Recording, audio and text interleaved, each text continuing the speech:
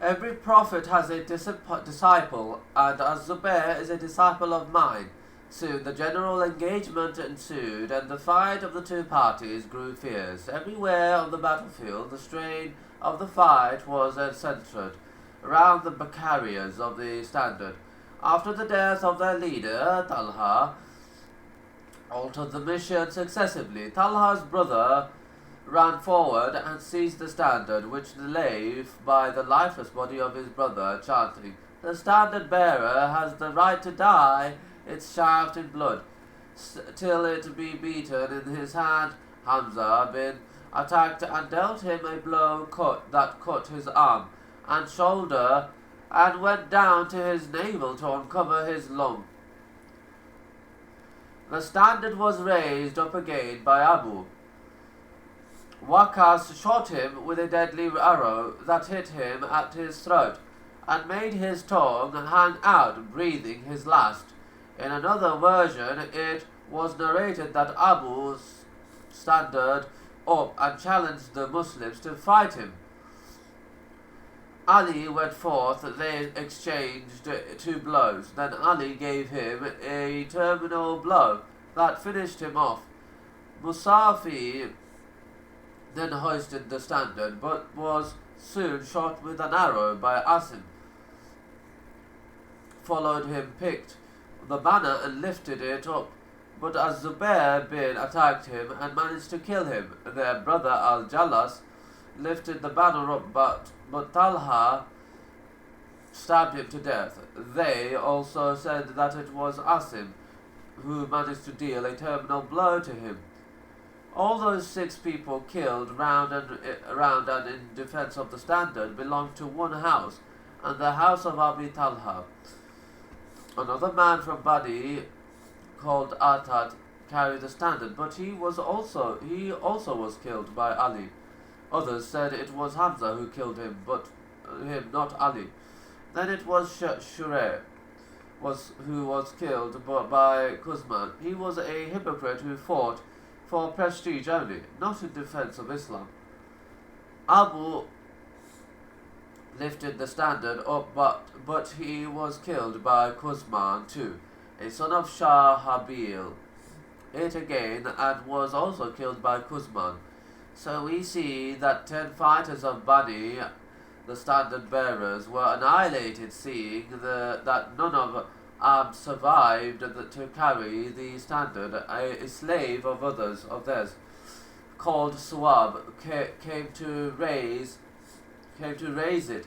The slave showed more admirable sorts of bravery and steadfastness than his former master Suwab. The slave went on fighting till his hand was cut off, so he knelt down and raised the banner, knelt it against his chest and neck, lest it should fall down to the ground. He remained fighting steadily and steadfastly till he was killed. In the meanwhile he did not stop saying, "O Allah, have I been accused?"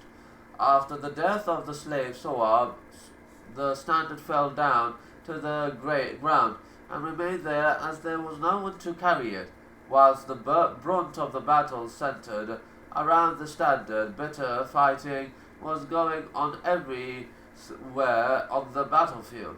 The spirit of faith overwhelmed the Muslims' ranks, so they rushed among the idolaters as if there had been an outbreak of a destructive flood that overflowed and knocked down all dams and barriers standing in its way.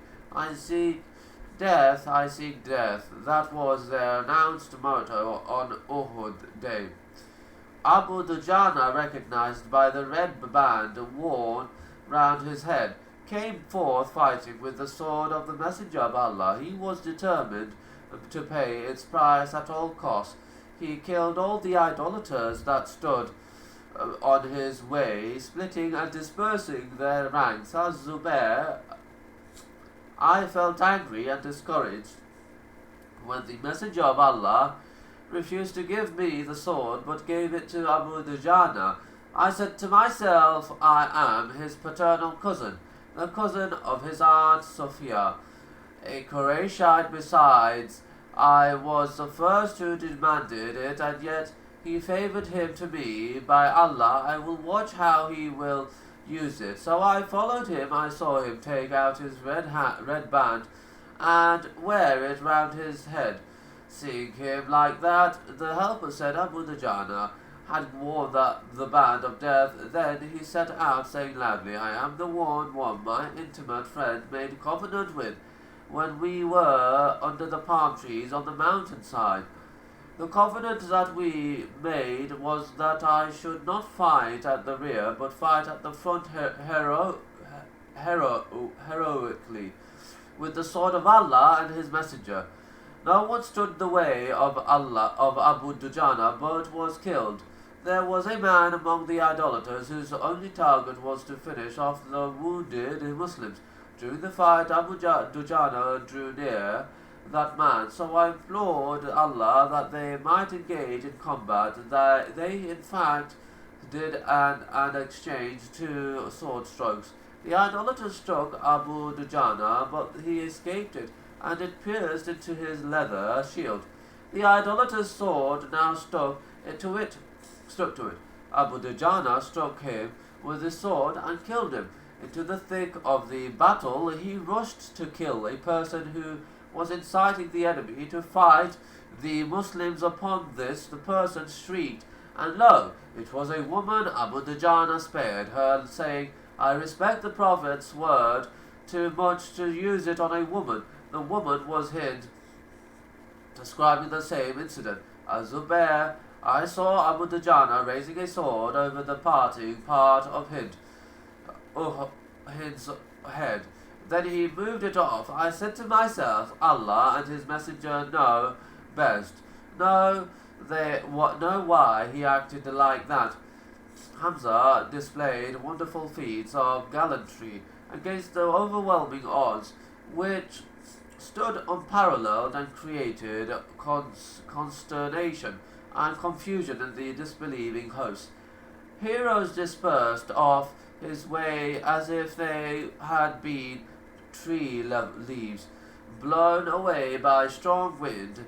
In addition to his effective contribution to the annihilation of the idolaters who stood in defense of the standard, he was even of much greater effect at fighting against men of bravery and distinguished horsemen. It was Allah's will that he be murdered when he was at the top. He was not killed in a face-to-face fight on the battlefield in the normal way by which horses die, but rather assassinated in the dead dark, as was the custom of killing generous and noble men that were impossible to kill in an honourable fight.